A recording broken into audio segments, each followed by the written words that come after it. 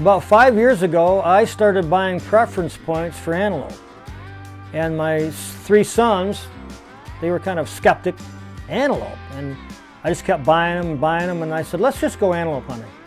So we had 5 points apiece. We drew a tag, and we all went together as a family, basically. And we're hooked now. All my boys are hooked on antelope hunting. They want to go every year. And people say, antelope hunting, yeah, you've got to do it and you'll be hooked. It's one of my favorite hunts. And that's how it all started. 5 years ago, we decided to burn some points, and we're glad we did.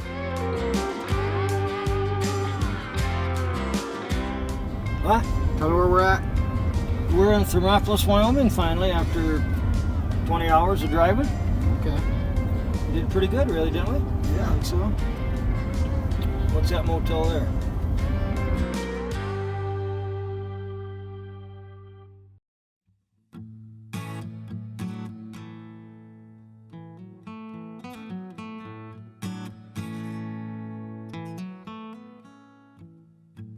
Central Wyoming, mid-September, and the rut is in full swing. We do some scouting the day before the opener, which I recommend highly. I've been practicing with my 7mm Remington mag, and it's one of my favorite guns. It was introduced in 1962, same year I was born. How can I go wrong? Anyway, I'm practiced out to 400 yards. I feel really comfortable shooting 400 yards.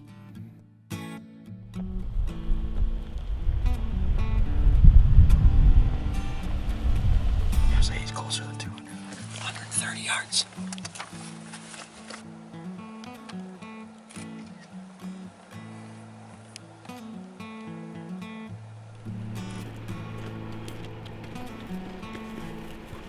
Well, we're about seemingly an hour into the backcountry. Too far to go back, so we're going to continue on, but we've met a pretty jagged riverbed in the middle. We're going to see if we can take the old Suburban through.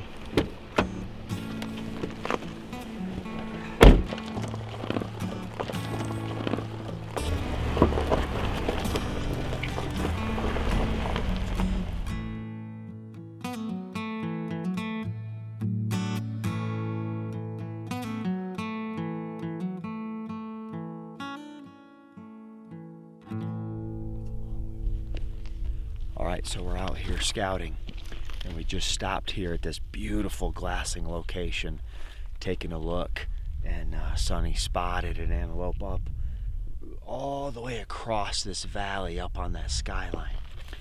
So we got all set up, got the spotting scope set up, and it's a buck. He's hanging out with a doe, and it, like I say, all the way across here, all the way across up on top of that skyline there on that ridge.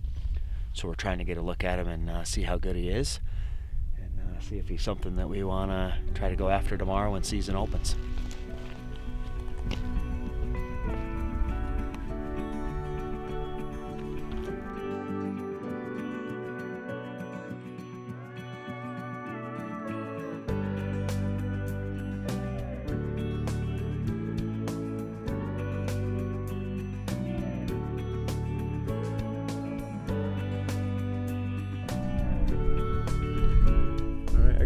I got 2 antelope.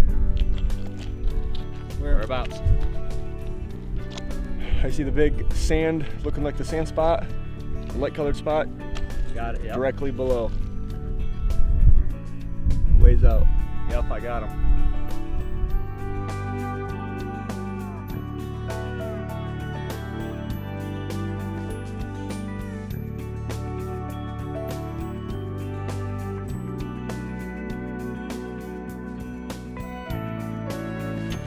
All right, so we just got done with a great day of scouting. Tomorrow's the opener. So we spent some time today, covered I think 120, 140 miles, and spent a lot of time glassing, and we located 3 or 4 really good shooter bucks. We saw a total of, I don't know, a dozen or more bucks, maybe even 15 bucks. So we have a really good setup for the morning. But before we start losing daylight here, we're going to get camp set up and make sure that we've got a place to sleep for the night so that we're ready to go for the morning.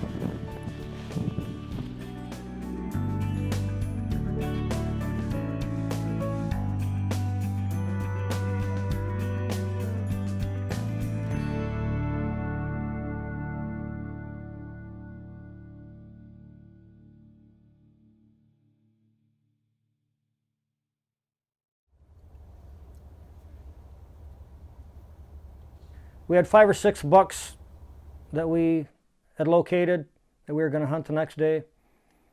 And so we head to mine in the morning. It's probably 8 o'clock, wait till daylight, full daylight. 8 o'clock. We're driving to the area that we knew the buck was in, and we're about 500 yards from where we think he's at. And we end up driving right by him. I look out the window, and there he is down this ravine with a doe. And so he's moved about 500 yards.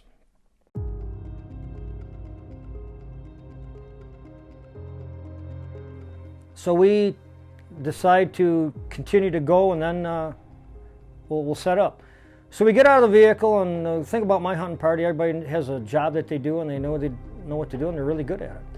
Bo gets the camera equipment out. Seth gets the gun. Sonny got the rangefinder, and I'm just getting in hunting mode, looking at the landscape and see what I want to do. So Sonny told me that this antelope is 225 yards. So I look at the landscape, and to me it looks very stalkable friendly. So I want to get closer. So I want to close the gap, get down to 100 yards. So we get on the other side of the ravine and walk the face of it, and I figure once we come across the top, we'll be right on top of that antelope. So that's what we started to do. The antelope had the same idea. He was going to come up the slope and see what all the commotion was about. So we kind of we're moving in on this antelope, and all of a sudden, one of the boys spot the antelope coming over the ridge. It's right there.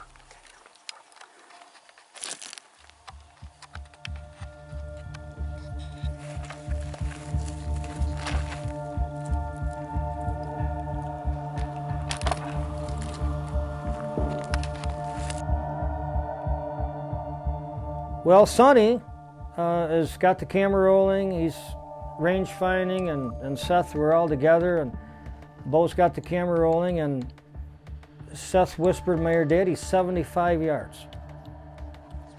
So I get down, we're all down, and when the antelope comes over the top, I have all this prairie grass and sagebrush in front of me, and I'm down, I can't see it, I'm on a kind of a slope. And everybody else can see the antelope except me. They're wondering why I'm not shooting. So I get ready, and I just don't feel good about the shot. I just don't feel good about it. It's not what I want. I'm not going to take a pot shot at this antelope. I want everything to be perfect.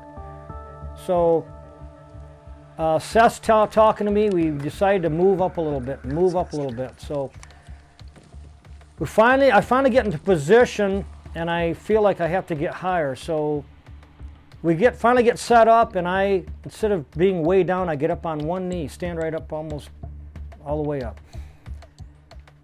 Settle on the crosshairs on the antelope, and Seth whispers in my ear, "Daddy, 76 yards."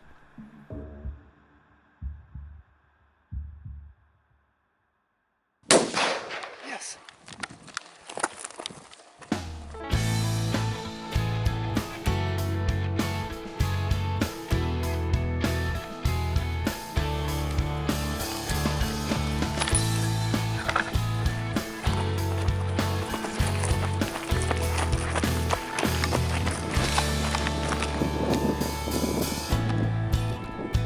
The antelope kind of ran 20 yards off and went over there and expired.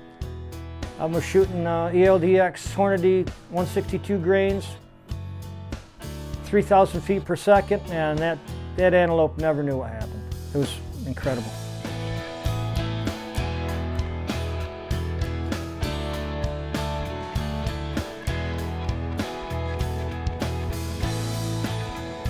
If I had to summarize this trip, I told my boys that I don't think we'll ever beat this trip. The weather was perfect.